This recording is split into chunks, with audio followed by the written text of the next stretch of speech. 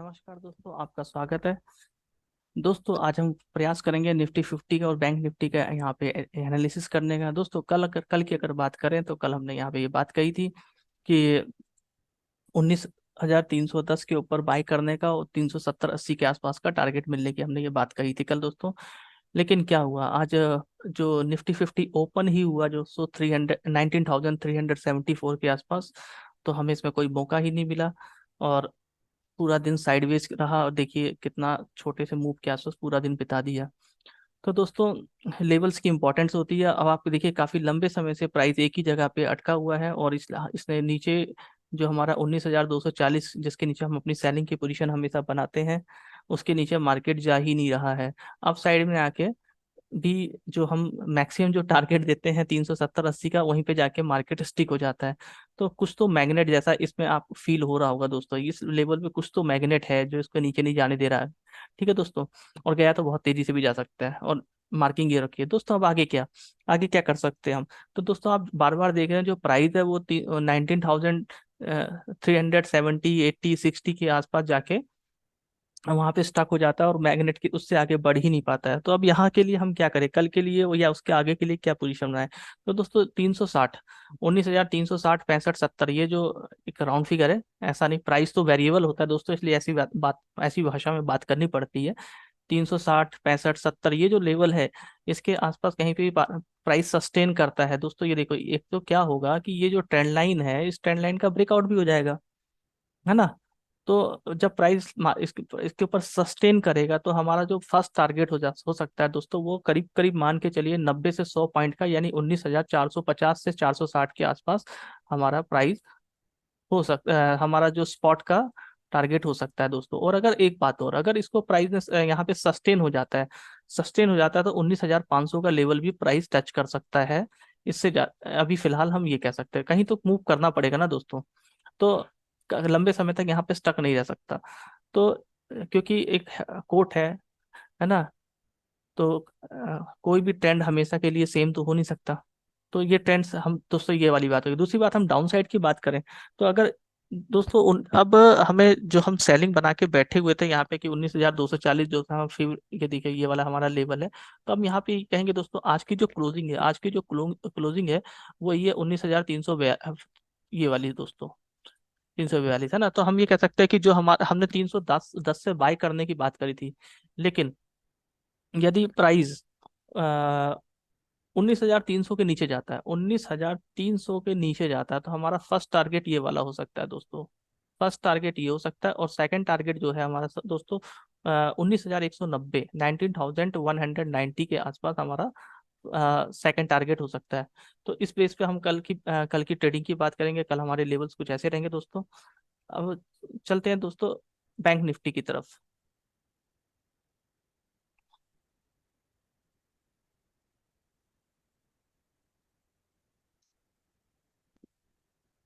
दोस्तों, ये ड्राइंग मिटा दे क्योंकि इसके लिए अलग ड्राइंग होगी, सॉरी।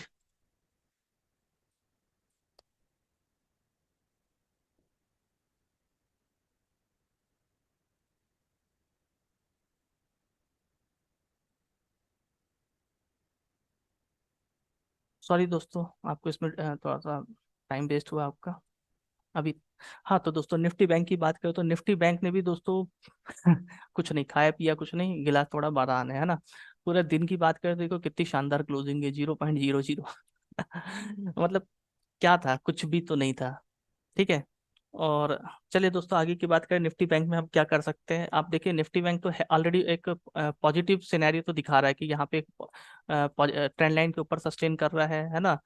और अब इस पे क्या हो सकता है क्या नहीं हो सकता है, इस पे बात करें कल के लिए। तो दोस्तों, निफ्टी बैंक अगर उसकी देखिए क्लोजिंग क्या है, 44,495 की क्लोजिंग है। सीधी सी बात है, 44,500 बोलना ज़्यादा अच्छी है, सही है दोस्तों। अगर ये 44,600 के ऊपर जाने की बात करता है, 44,600 के ऊपर, है ना। यहाँ देखिए जिसने हाई बनाया था क्या था दोस्तों, ओपन था ये, है ना। तो हम कह रहे हैं 600 के ऊपर जाएगा तो इसका जो नेक्स्ट रेजिस्टेंस है 44,900। यह ध्यान रखना दोस्तों, 45,000 जो है वो एक मानसिक लेवल है राउंड फिगर का। तो हम थोड़ा सा कंजर्वेटिव नेचर अपनाते हुए 44,900 है ना, लगभग 300 पॉइंट की रैली की यहाँ पे बात कर सकते हैं दोस्तों, अगर ये अपसाइड जाता है। अगर डाउन साइड की बात करें दोस्तों, तो जो इसकी क्लोजिंग है 44,495, इससे 50 पॉइंट नीचे है। 50 पॉइंट नीचे का मतलब है 44,450।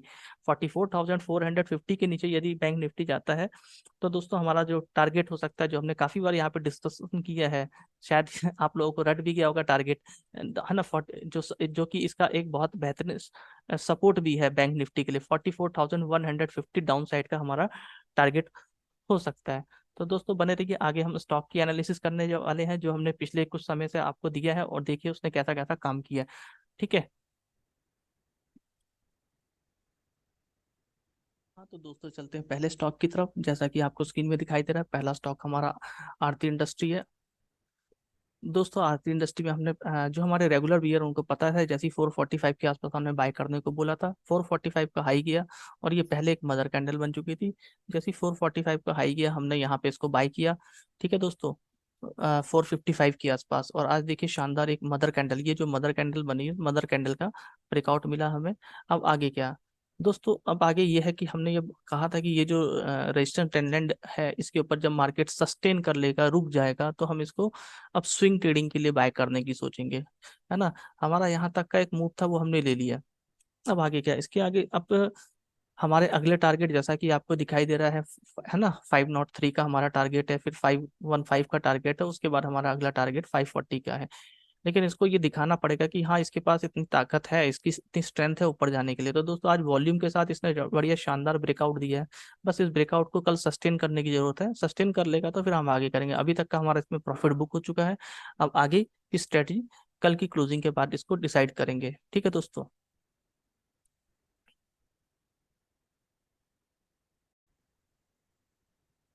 हाँ तो दोस्तों दूसरा स्टॉक है हमारा फेडरल बैंक, जैसा कि आपको आपके स्क्रीन में दिखाई दे रहा है दोस्तों। इसने आज एक क्लोजिंग दी है, और वो भी मेजर रेजिस्टेंस के ऊपर, लेकिन क्लोजिंग इतनी शानदार नहीं है। वॉल्यूम तो कंटिन्यू 2-3 दिन से अच्छा ही आ रहा है। आज रेड कैंडल बनी है, रेड कैंडल बनने के बावजूद भी वॉल्यूम पॉजिटिव स्थिति दिखा रहा है, क्योंकि कैंडल की सेटिंग ऐसी है दोस्तों, है ना। कैंडल की सेटिंग की बात करें तो आप किसी सेटिंग ऐसे चेंज करेंगे, आपको ऑटोमेटिक ग्रीन दिखाई देने लगेगा, क्योंकि पॉजिटिव क्लोजिंग हुई प्रीवियस कैंडल की तुलना में, एक पॉजिटिव क्लोजिंग हुई है। बट हम इसको ऐसा लगा के इसलिए देख रहे हैं, ये देखिए आप, क्योंकि इससे ये समझ आता है कि प्राइस ऊपर से रिजेक्ट होकर नीचे की तरफ आया है दोस्तों। अब यहाँ पे ये देखना है कि ये जो जिस रेजिस्टेंस को इसने क्रॉस किया है, उस क्रॉस करने के बाद कितना सस्टेन करता है। अगर सस्टेन कर जाता है दोस्तों, ऑलरेडी ये ऑल टाइम हाई पे पहुंच चुका है, और इसके आगे इसके मेगा टारगेट है। हमने काफी पहले आपसे डिस्कशन किया है दोस्तों यहाँ पे। वो डिस्कशन कुछ ऐसा है कि ये इन्वर्टेड हेड एंड शोल्डर का बना हुआ था, जो कि एक पॉजिटिव सिग्नल होता है मंथली टाइम फ्रेम पे। और हमने, अगर आप रेगुलर व्यूअर है तो आप ये देख भी रहे होंगे कि हमने वीकली टाइम फ्रेम पे भी आपको ये दिखाया था कि कहाँ पे हमें इसको बाय करना है, कहाँ सेल करना है। तो अब ये हमारे टारगेट अप्रोक्स उस जो मतलब कह उस जो रेंज थी, उस रेंज का ब्रेकआउट इसने दे दिया है। बस हमें ये देखना है एक या दिन, ये मतलब ये जो करंट वीक की क्लोजिंग कैसी आती है, उसके अकॉर्डिंग इसका फैसला हो जाएगा। मोस्ट प्रोबेबली इसका जो सिनारियो चल रहा है वो बाय बाय की तरफ चल रहा है। ठीक है दोस्तों।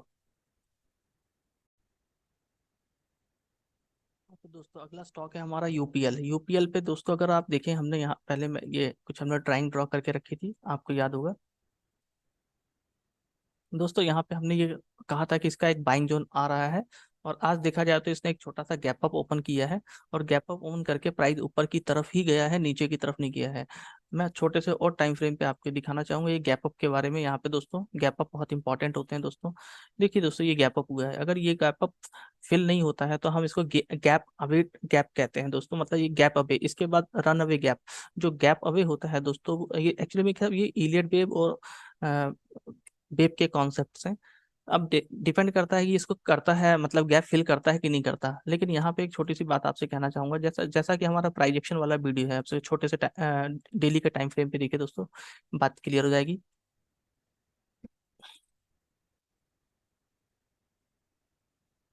ये देखिए दोस्तों, जो हमारा last buyer last seller setup होता है, ये देखिए ये हमारा लास्ट सेलर सेटअप था। यहाँ पे लास्ट सेलर का एसएल हिट हो गया है। इसका मतलब मार्केट में जो भी सेलर आया था, उस वो सेलर अब नहीं रहा है ना। तो अब यहाँ से बाइंग का एक प्रेशर हो सकता है। बाइंग का प्रेशर कहाँ से स्टार्ट हुआ दोस्तों, ये भी आप देख लीजिए। हम ये कह सकते हैं कि फर्स्ट बायर जो था वो ये था, इसके बाद हमारा सेकंड बायर है वो ये है, और सेकंड बायर के बाद मार्केट यहाँ तक पहुंचा है। तो हमारा अब रेजिस्टेंस क्या है इसके लिए, यूपीएल के लिए, यूपीएल के 618 का रेजिस्टेंस है। और हम इसको यहाँ से, अगर अभी तो हमने इसको बाय एंड होल्ड कर लिया है, ठीक है। जैसे ही हमारा मान लीजिए कि 618 का टारगेट आता है, हम बाय ऑन, सॉरी, जो हमारा कॉस्ट टू कॉस्ट है, जिस कॉस्ट पे हमने लिया है, मतलब आज के लो की बात करें, क्योंकि दोस्तों आज के लो जैसे ये गैप अप ओपनिंग हुई और एक रेस्ट, ये जो ट्रेंड लाइन के ऊपर हमारा हुआ ट्रेंड लाइन, हम इसका दिखा रहे थे किस हिसाब से इसको ड्रॉ किया गया था। ये देखो दोस्तों, ये हमारी ट्रेंड लाइन थी जो इस टाइप से ये ड्रा हुई थी, है ना। इसके ऊपर जैसे गैप अप हुआ और गैप अप सस्टेन हो गया, रिट्रेस करके जो हमारा लास्ट बायर और लास्ट सेलर सेटअप वाला कॉन्सेप्ट जैसे ही हमें मिला, तो हमने इसको 595 का बाय करने का सोचा था, लेकिन हमने इसको थोड़ा सा पहले 593 के आसपास हमने बाय कर लिया और उसका एक शानदार मूव को कैप्चर किया। ठीक है दोस्तों। एक चीज और दिखाना चाहेंगे दोस्तों, वीकली टाइम फ्रेम पे देखिए इसको, यूपीएल को। ये कुछ आपको देखिए किस टाइप का पैटर्न दिख रहा है। ये देखिए लगातार वीकली में ऐसा लग रहा है कि हाँ अब यहाँ पे सस्टेन करने की कोशिश कर रहा है, और इसने एक वीकली पे मदर कैंडल बनाई है। ये दोस्तों ये देखिए, ये जो रेड कैंडल है लास्ट वाली, उसके अंदर ही ये इसके पहले वाले वीक का पूरा प्राइस एक्शन हुआ, एक सप्ताह उसी के अंदर घुस गया, दूसरा सप्ताह ये स्टार्ट हो चुका है, मंडे और ट्यूसडे 2 दिन हो चुके हैं।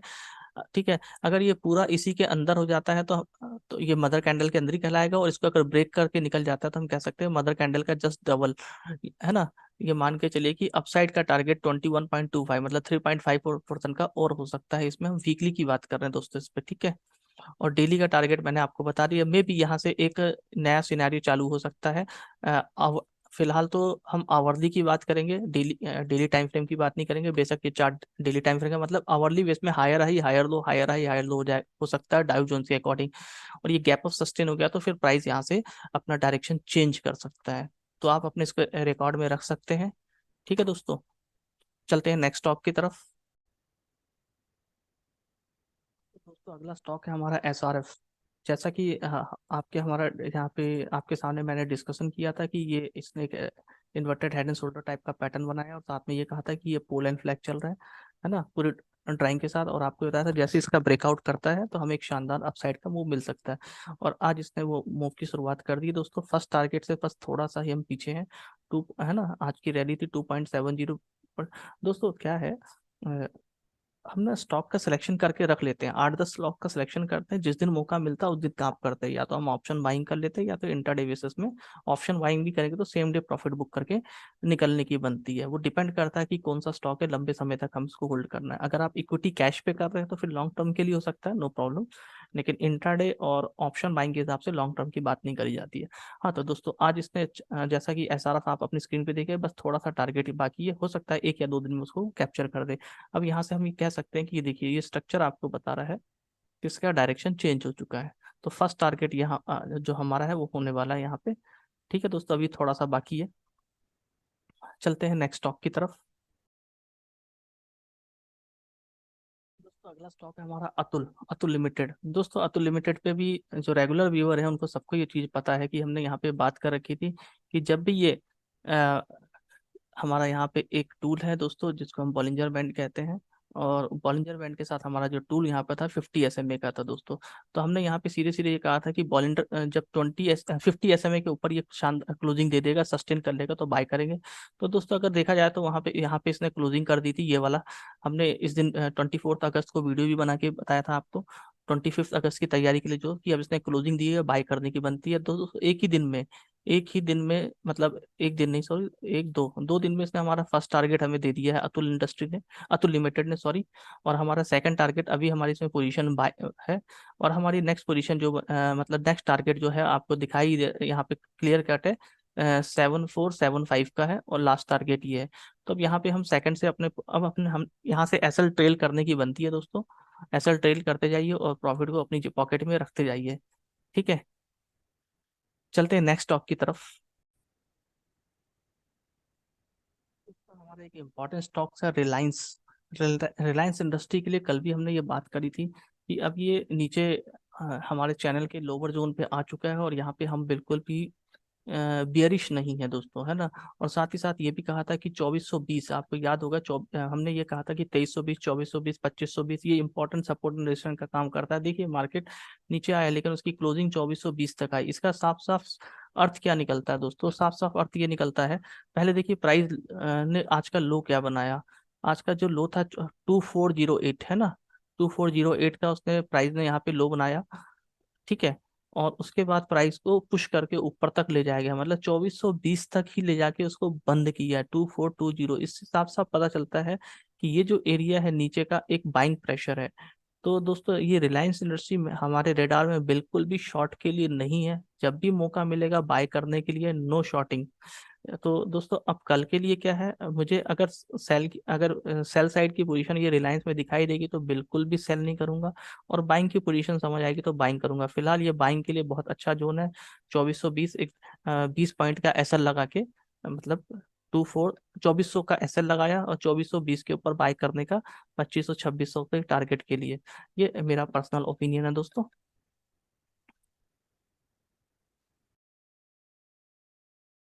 तो दोस्तों अगला स्टॉक है हमारा नवीन फ्लोरिन, और ये हमारा आज का लास्ट स्टॉक, अंतिम स्टॉक है दोस्तों। ये वीकली चार्ट आप देख रहे हैं, और हमने इसमें लास्ट टाइम कहा था आपसे, तब तक ये 50 एसएमए के नीचे क्लोज नहीं करता वीकली बेसिस पे, तब तक हमारा कोई भी इसमें नेगेटिव नेगेटिव सिनेरियो नहीं है। और साथ में हमने कहा था ये पोल एंड फ्लिक टाइप का पैटर्न बन रहा है दोस्तों।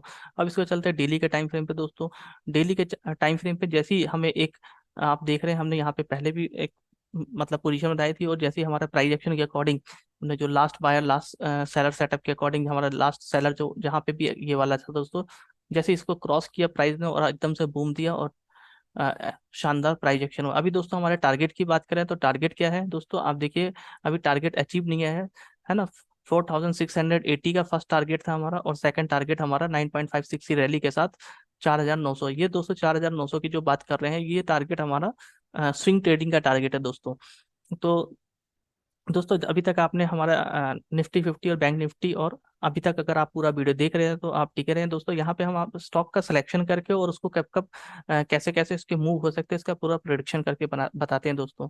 अगर आपको ये चीज़ अच्छी लगती है, पसंद आती है, तो आप लाइक एंड सब्सक्राइब कर सकते हो और अपने फ्रेंड्स को शेयर कर सकते हो। तो थैंक यू वेरी मच दोस्तों।